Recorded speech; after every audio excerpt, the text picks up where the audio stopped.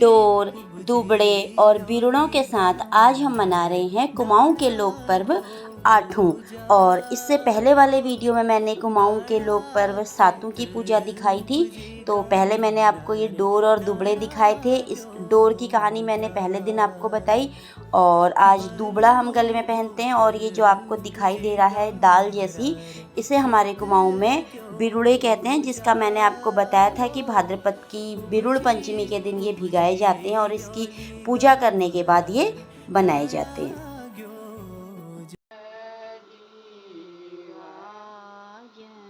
तो जैसा कि मैंने आपको बताया, हमारे कुमाऊं में कोई भी त्यौहार पर्व को मनाने से पहले या कोई भी शुभ कार्य करने से पहले शकुन के गीत शकुनाखर गाए जाते हैं। तो सबसे पहले हम आज के त्यौहार की शुरुआत करते हैं शकुनाखर से।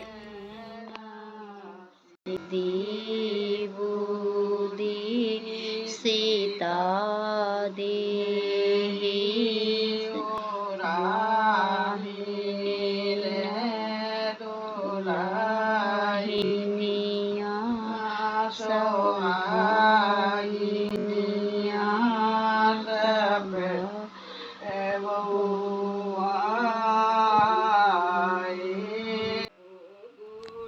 शकुनाखर के बाद अब आज के पूजा का जो लोकगीत है कुकुड़ी माकुड़ी की पूजा का, वो गाते हैं। ये जो लोकगीत हैं, ये जो गीत, ये राग हम गा रहे हैं या मैं आपको अपने वीडियो के माध्यम से दिखा रही हूँ, ये थोड़ा आपको सुनने में अटपटा तो लग रहा होगा आज की पीढ़ी को, लेकिन जो लोग इसकी महत्ता को जानते हैं उन्हें पता है। ये हमारे लिए जो शुभ कामनाओं को लेके ये पीढ़ी हमारे लिए ये सुमंगल गीत गा रही हैं, ये इस पीढ़ी के बाद ये बिल्कुल लुप्त हो जाने वाले हैं, ये हकीकत है। इसीलिए मतलब मैं चाहती हूँ कि आज की पीढ़ी भी इनको देखे और समझे, और कम से कम इस पीढ़ी का सम्मान तो करे कि मतलब ये हमारे लिए, हमारी शुभकामनाओं के लिए, हमारे लिए कोई गीत के माध्यम से, मतलब इतना इतना प्रेम, ऐसा प्रेम है कि अपने गीत के माध्यम से ये हमें शुभकामनाएं दे रहे हैं, हमारे लिए सोच रहे हैं। वरना आज की व्यस्त ज़िंदगी में कोई किसी के लिए सोचता तक नहीं है।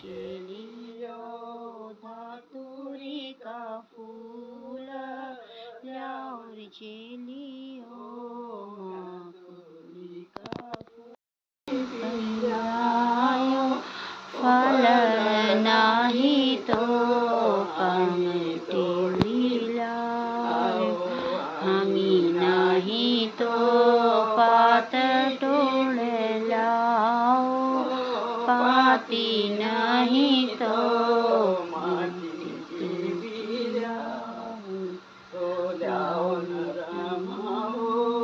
धतूरी का फूला ल्याओ,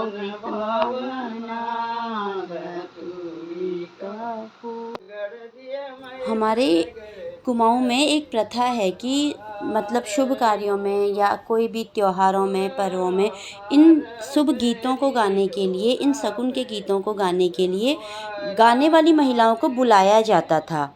और अब शायद ये प्रथा यहीं तक रहे, ये प्रचलन यहीं तक रहे, लुप्त हो जाए। तो मैं ये वीडियो के माध्यम से इन चीज़ों को संजो के रखना चाहती हूँ कि हमारी परंपराएं कम से कम हमें देखने को तो मिले, आगे वाली पीढ़ी को देखने को तो मिले कि हमारी पहले वाली पीढ़ी में कितना कुछ था, कितना प्रेम था, हमारे लिए गीतों के माध्यम से भी शुभकामनाएं की जाती थी।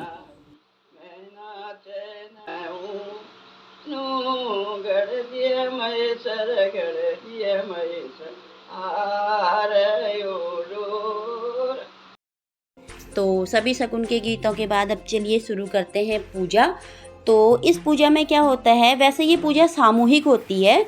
तो इसमें जो परिवार, कुटुंब, आस पड़ोस जो होता है, सब लोग मिलके साथ पूजा करते हैं। तो इसमें जो हमने बिरुड़ पंचमी के दिन अनाज की पोटलियाँ बनाई होती हैं भिगा करके, उन पोटलियों को छुपाया जाता है और उसके बाद दूसरी महिलाएं उनको ढूंढ के लाती हैं। एक तरह के खेल खेले जाते हैं। ये खेल खेलने का मतलब जो मकसद है वो सिर्फ पूजा करना ही नहीं, सबके साथ एक सौहार्दपूर्ण व्यवहार बनाने का है। उसके बाद फिर क्या होता है, पोटली ढूंढने के बाद फिर फल, एक दूसरे के आंचल में फल फेंके जाते हैं और उसके बाद फिर जो पोटली होती है अनाज की वो खोली जाती है और 5 दिन भीगने के बाद 7 दिन भीगने के बाद उसमें जो बीज डाले जाते हैं वो अंकुरित हो जाते हैं। और बड़ा अच्छा हम लोगों के हमारी संस्कृति में ये है कि उस पोटली को खोलने के बाद जब अनाज उसमें से निकलते हैं तो उसको देख कर के मतलब सारे परिवार का नाम लेके कहा जाता है कि देखो किस तरीके से हमारे परिवार के सारे लोग फूल फल के कितने मोटे हो गए हैं, कितने अच्छे हो गए हैं और सभी स्वस्थ हैं। तो कुछ इस तरीके की कामना करके उस पोटली को खोल के कहा जाता है। हमारी पहाड़ी में कहते हैं कि देखो परिवार के सारे सदस्य फूली फाली हुड़मुड़ान है रेनबल। तो देखिए पूजा विधि।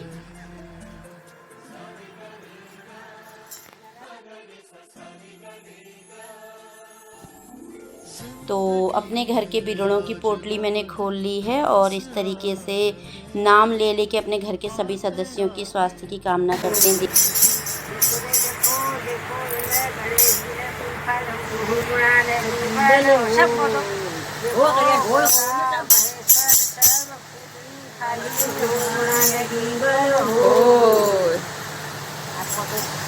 देखो रे देखो हमारा बाबा जी ने पूरी थाली और बल हो रे नीला भटा फुलड़ी नीला दाग खाए है ये बल हो। देखो रे हमारा हुनमुड़ा नहीं बल हो रे पूरी थाली नाटी ये नाटी पूरी थाली मुड़ा नहीं बल हो हमारा नाचे वाले खाली अरे ज्योति कुछ मोटे फुल्ले जीवन नाचने और नाचने सब पूरी खाली हो देखो देखो मंजू मोटे फुल्ला चावल मंजू पूरी खाली हो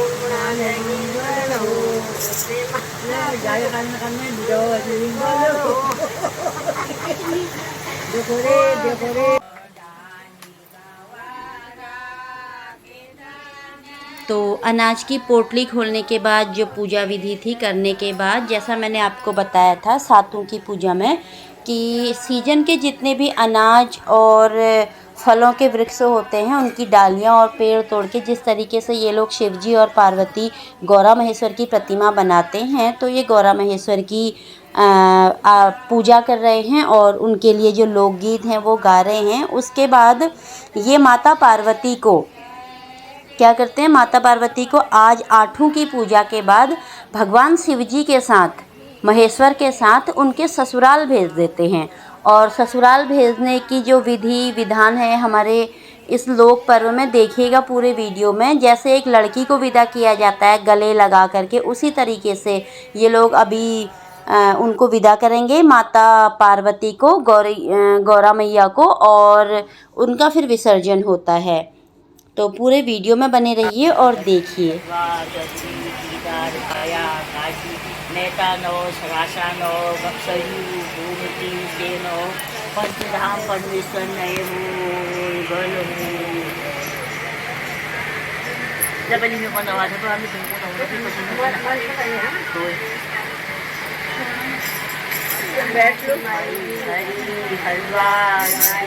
केदार गाया काशी नेतानो शराशानो शरीर भूमि सेनो पंचनाम पंचेश्वर नई बल।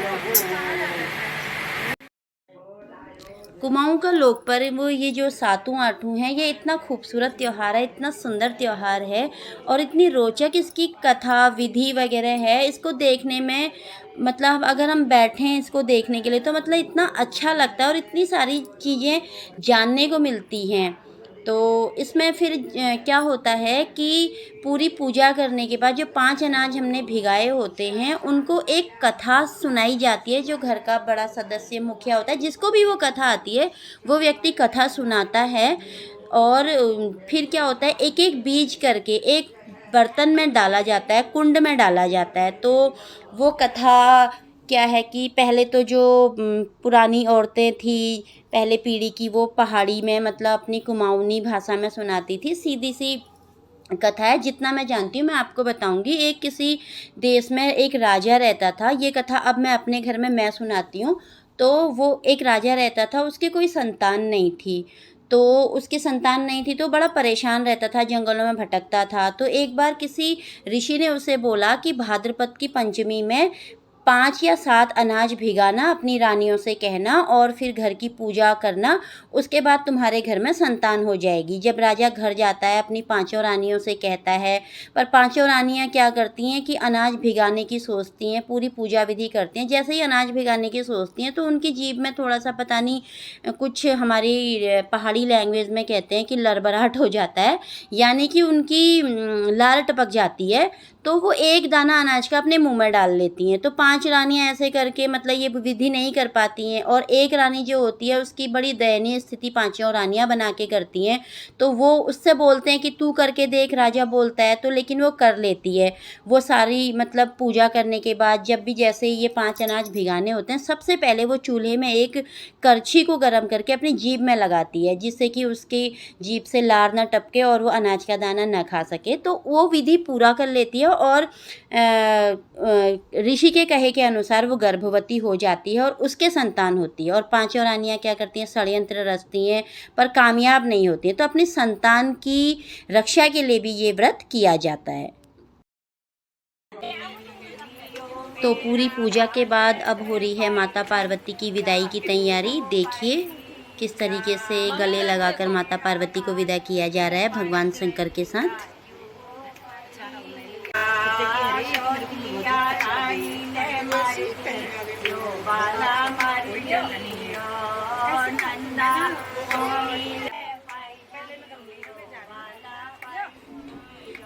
जैसा कि मैंने आपको बताया कि ये पूजा पारिवारिक होती है, सामूहिक होती है, सब एक साथ मिलकर करते हैं। तो गौरा महेश्वर माता पार्वती और शिव जी को ससुराल जब भेजते हैं माता पार्वती को शिव जी के साथ उनके, तो सारी महिलाएं एक एक करके माता पार्वती को जैसे अपनी बेटी को विदा करते हैं, अपने दामाद को विदा करते हैं, उसी तरीके से गले लगा लगा कर विदा करती है। मैंने कहा ना, मानवीय संबंध जो हैं इस लोक पर्व में भगवान के साथ बना लिए जाते हैं।